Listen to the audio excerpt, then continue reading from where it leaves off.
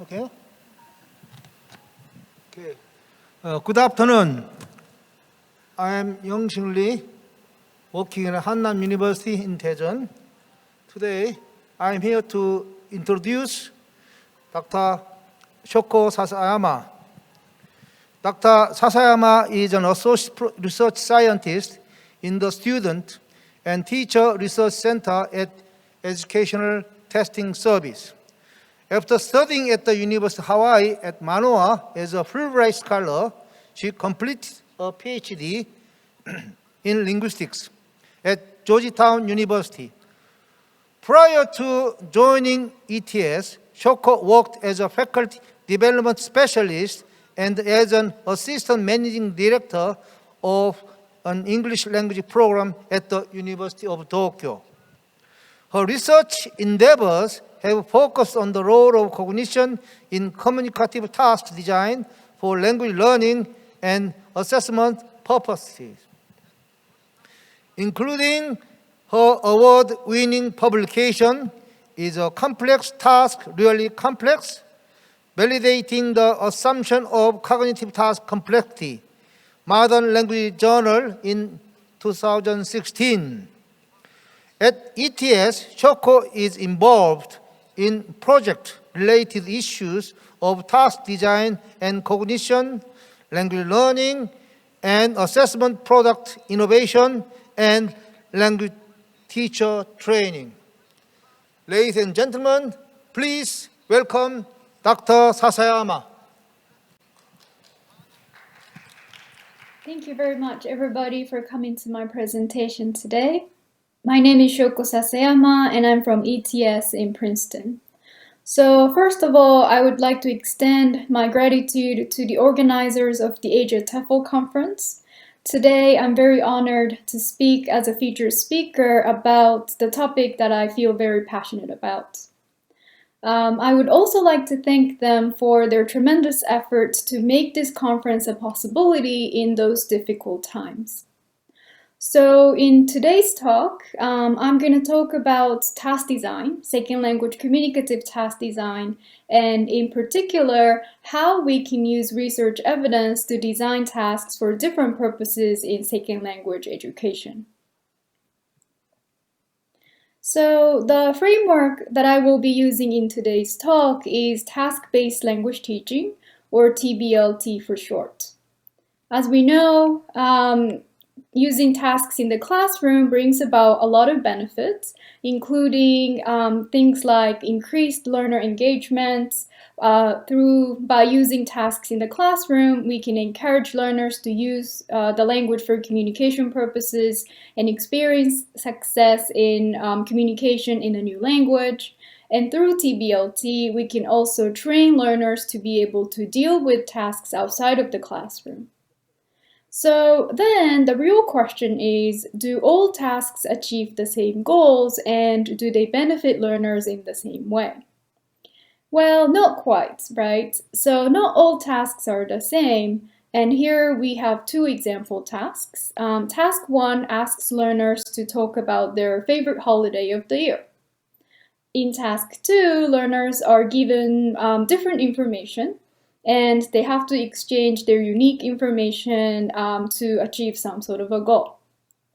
So by just looking at those two example tasks, we can imagine that different tasks elicit different performances and also offer different learning opportunities. With that in mind, then, what I want to be able to do in today's talk is to answer the following three questions. First, what task design features maximize second language learners' performance? Second, what task design features discriminate among different second language proficiency levels the best? And lastly, what design features promote second language learning? So when we think about task design, we can look at task design from different perspectives, including social, affective, educational, and also cognitive. And of course, looking at task design from all those different perspectives is important, but today I want to specifically focus on task design from cognitive perspectives. But why? Why do I want to do that? Well, because there has been a large body of accumulated evidence in this domain of research, and research findings really offer a number of implications for practice, including task design and selection, task sequencing, and assessment design. So by thinking about task design from cognitive perspectives, we can pursue evidence-based second language education, which is very, very important for us. So in this domain of research, often referred to as cognitive task complexity research, researchers, including myself, have been interested in the relationship between task design, learners' cognitive responses to those tasks, and also their second language task performance and learning. So here, the main question that we have been interested in is this. So what effects does task design have on second language learners' task performance and learning if we change task design features in a way that makes the task cognitively more or less complex? So how can we make a task cognitively more or less complex? So let's talk about that first. So research suggests that cognitive task complexity can be manipulated by changing inherent design characteristics like number of elements, reasoning demands, here and now versus there and then, or implementation conditions like planning time, whether students might repeat the task or not, how familiar they are with the task, and how structured the task might be. So let's have a look at some more concrete examples of these different characteristics. So in terms of inherent design characteristics, let's say that we have a matchmaking task with 4 characters in the task. If we want to increase the level of cognitive complexity of this task, then we might increase the number of characters who are involved in this task. What about implementation conditions? So similarly, we can increase the cognitive level or cognitive complexity level of a narrative task by depriving planning time. So here the question really boils down to this. Is it better to simplify or complexify second language tasks if our goal is enhanced performance and learning? So beyond simply more or less, the second focus of research in this domain has to do with distinct types of complexity. So one type is often referred to as resource directing type of complexity. And this type of complexity is germane to the task, and it really encourages learners to pay attention to the task at hand. The other type is often referred to as resource dispersing type of complexity, which is extraneous and deleterious to the task. So if a task is high in resource dispersing dimension of complexity or extraneous complexity, then it really distracts learners from doing the main task. So the question here then is, how can we manipulate germane complexity and extraneous complexity?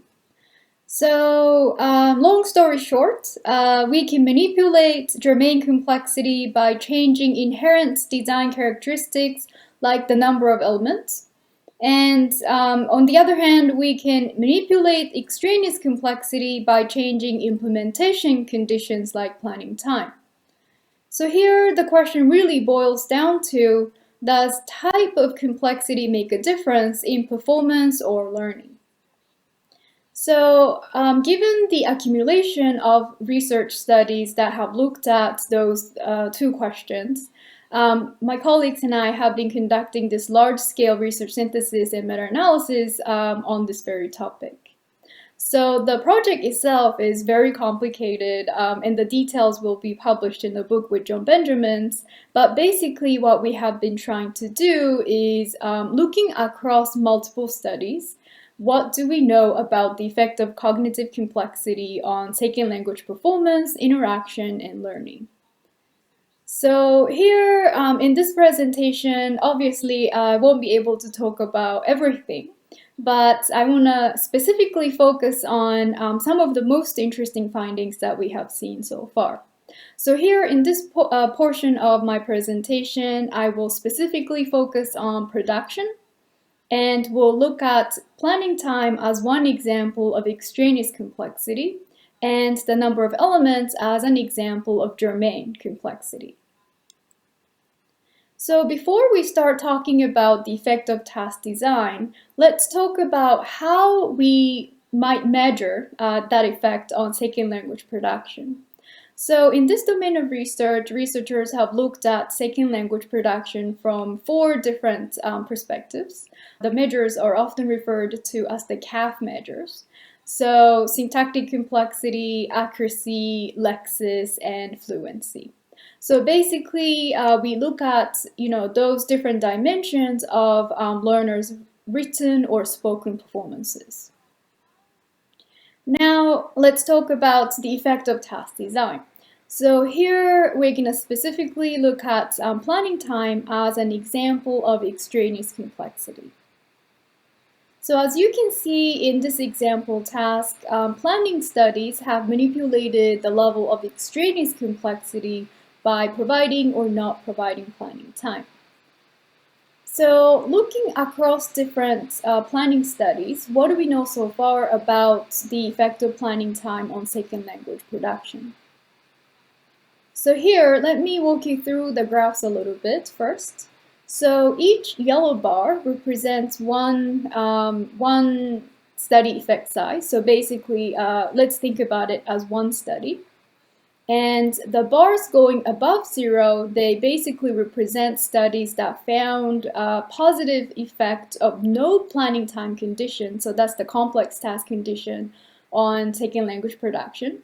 And the bars going below 0, they represent studies that found a positive effect of planning time on different aspects of performance. So here we see a clear positive effect of planning time on syntactic complexity and accuracy.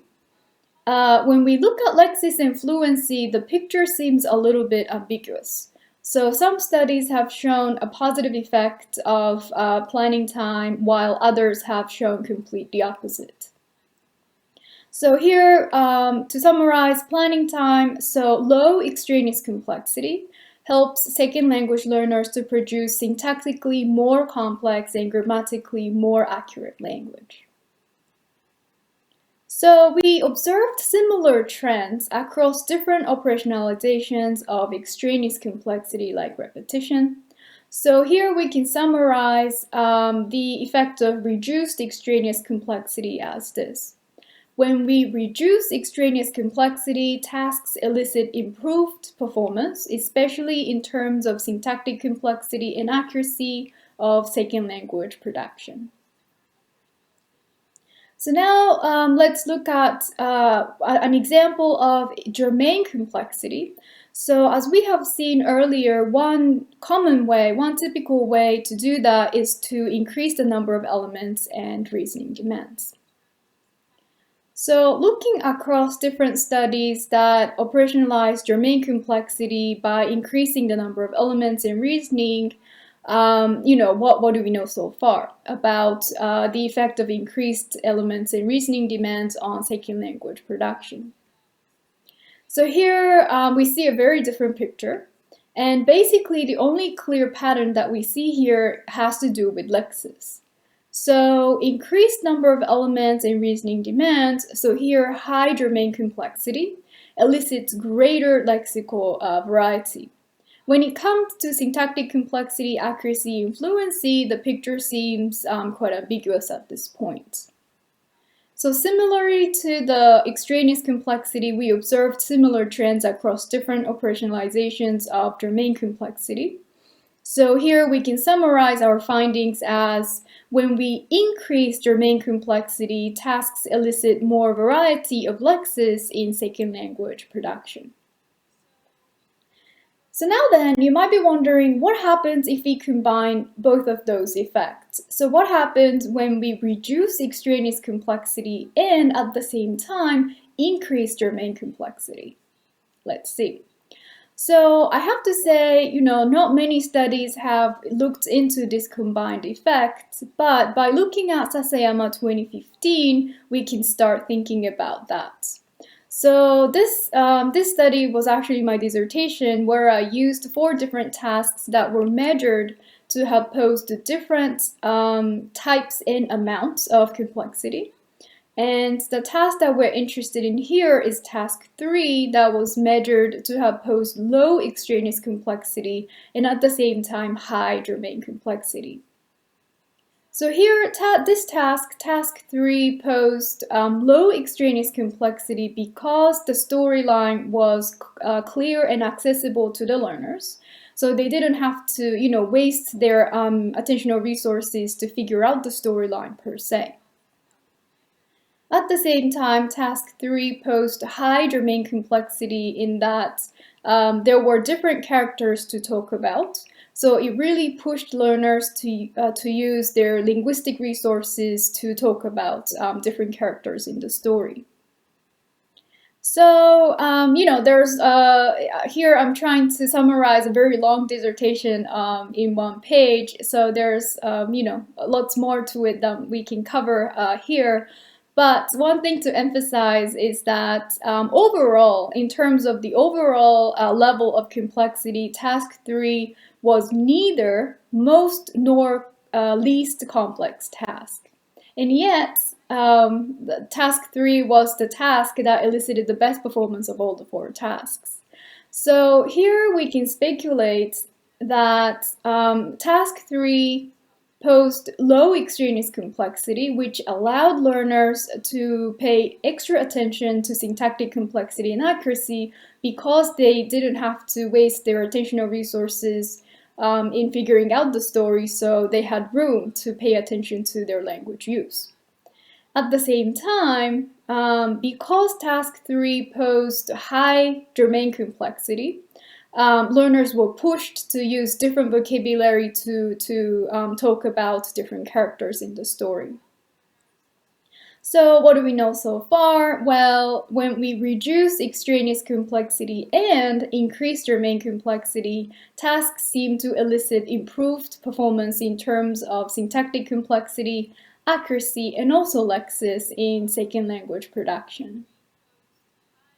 So I have to say, traditionally in this domain of cognitive task complexity research, just like we have seen so far, researchers have been interested in the relationship between task design and learner performance, and they do so without thinking too much about the implications on teaching and learning or even assessment. But what we want to be able to do is to pursue evidence-based teaching and assessment design. Then it's really important for us to go, beyond this stop sign and start thinking about what kind of implications task design might have on teaching, learning, and assessment. So here, let's look at discrimination as one example relationship between task design and, potentially desired qualities of assessments. So by discrimination, I mean the extent to which a measure distinguishes consistently between learners at different levels of ability. And discrimination is an important quality in second language assessment. So here what we're going to do is to go back to Sasayama 2015 study and answer this question. So which task design showed the best discrimination across low, middle, and high English proficiency levels? Let's see. So here we're going to look at discrimination in terms of the 4 CAF measures once again.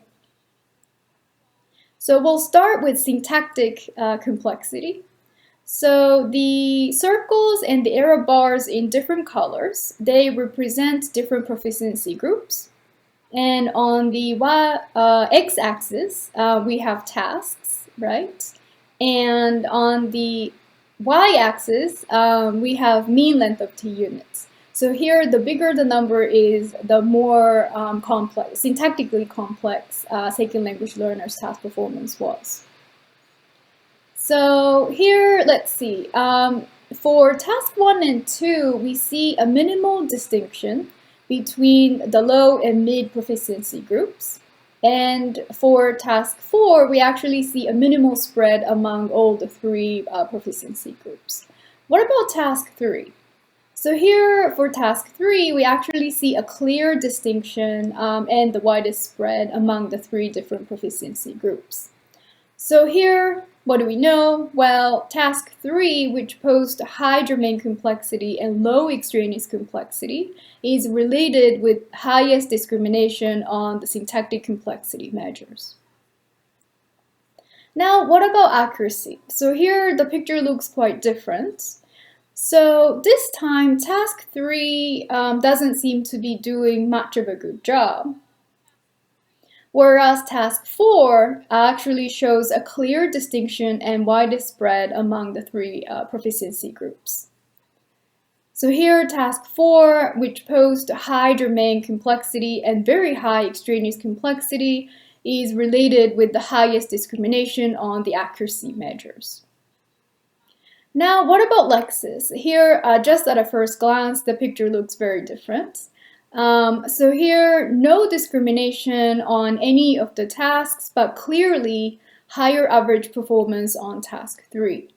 So what we see here is a clear and overriding task effect. Now, the picture for fluency looks different once again.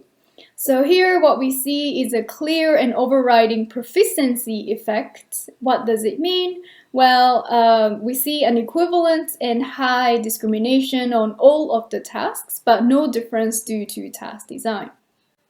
So before I close my talk today, I want to touch upon learning a little bit. So when we were talking about maximizing performance, we said that the increased domain complexity and decreased extraneous complexity is good to maximize performance. So then, is it also the case for learning, or does the picture look very different? So let's see. So like I said earlier, not many studies in this domain of research have looked at the relationship between cognitive design principles and learning. So here I want to introduce a fairly recent study that my colleagues and I have conducted. So in this study, we asked second language English learners to do 2 tasks. The first task was to write an email to a hypothetical professor in English. And the scenario that we gave them was, so you're on a train, you're going to be late for class, and you have to email your professor to let him know before the class starts. We had 2 different groups. So group A basically did the task as I described it. And in group B, participants did this task with extra context. So students in Group B were presented with the audio and visual that replicated the scenario.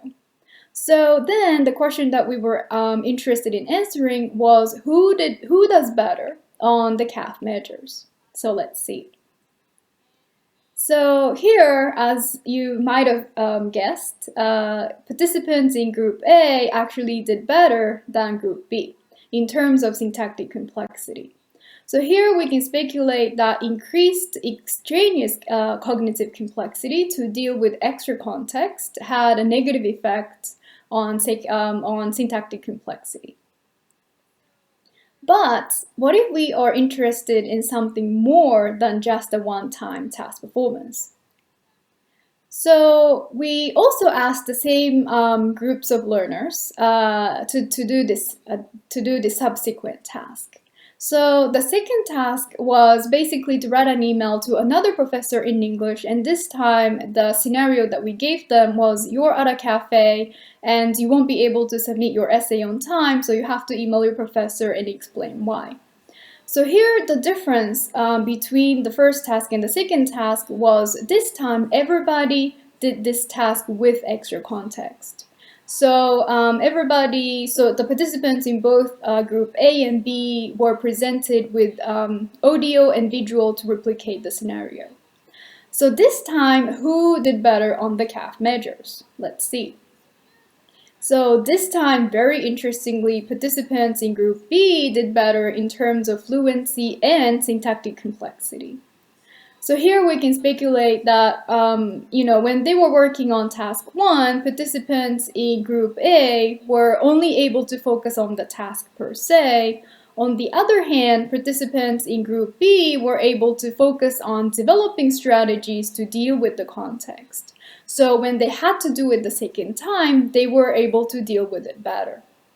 So what does it tell us? Well, if our goal is to help learners to deal with real-world tasks that are actually full of extraneous complexity, then extraneous load has a very important role to play in facilitating learning.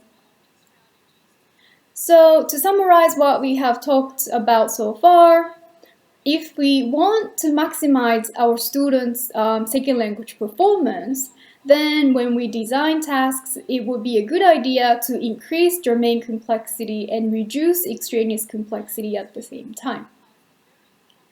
If what we're interested in is a better discrimination among different proficiency levels for assessment purposes, then we have to first think about, what aspect of performance am I interested in the most? And depending on that, we should be able to choose, either increase or decrease germane or extraneous complexity. What about learning? So here, if what we're interested in is to train learners to be able to deal with real-world tasks outside of the classroom, then increased extraneous load has a very important role to play.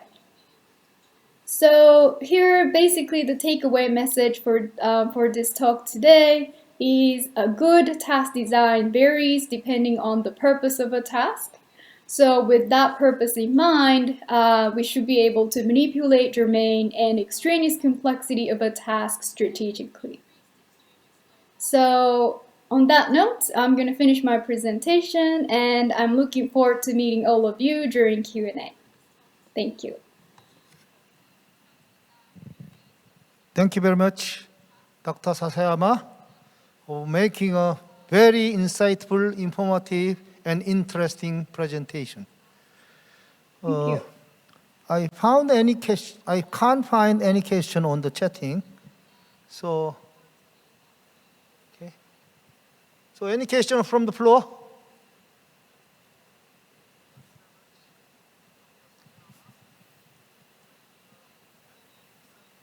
Okay.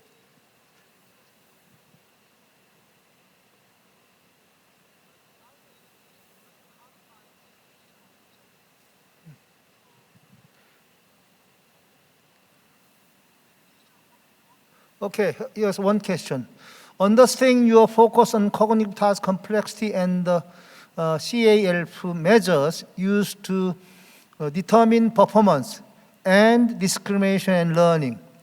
In your studies, how do you control for the affective aspects and the potential for task interest or apathy impacting the performance?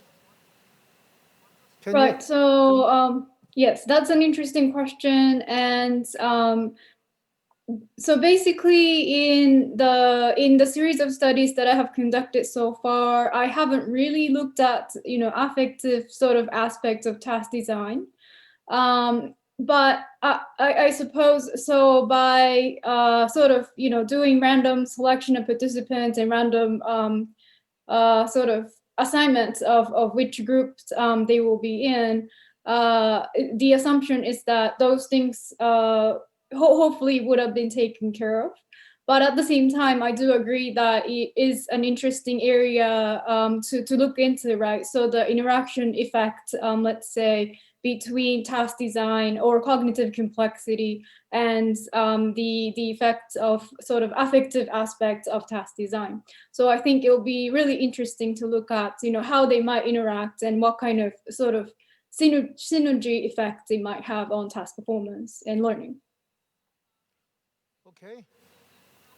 Okay, it's nice seeing you through Zoom, okay? You too. Online, okay. All right, thank you very much. Yeah, thank you very much, okay. Shall we give a big round of the applause? Okay, thank you. Bye. Bye. Thank you.